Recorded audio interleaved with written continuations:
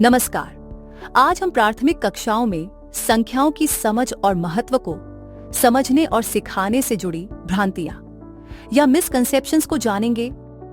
ये मिसकंसेप्शंस हमारे बच्चों की संख्याओं की समझ और शिक्षण चुनौतियों को समझने हेतु आवश्यक है। पहला, शून्य कोई संख्या नहीं है। कई बार बच्चे यह समझ जाते हैं कि शून्य का मतलब कुछ भी नहीं होता है, इसलिए यह संख्या नहीं है। इस वजह से बच्चों को कभी कभी प्रारंभिक संक्रियाओं को समझने में कठिनाई होती है। बच्चों को यह समझाना कि शून्य भी एक संख्या है बहुत आवश्यक है।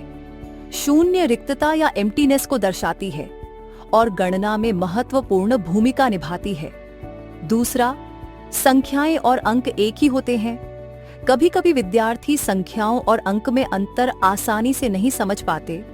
उदाहरण के लिए 12 और 21 दोनों एक प्रकार के अंकों के मेल से बने हैं, लेकिन संख्या रूप में इनके मान अलग हैं। यह समझना आवश्यक है कि संख्याएं 0 से 9 के अंकों से बनती है। तीसरा, संख्याओं को गिनने की दिशा एक ही होती है, बाईं से दाईं ओर। प्रारंभिक गिनती अभ्यास में हम गिनती को बाईं से दाईं ओर लिखते हैं। विद्यार्थी कभी कभी यह मान लेते हैं कि गिनती किसी एक दिशा में ही लिखी और पढ़ ही जाती है।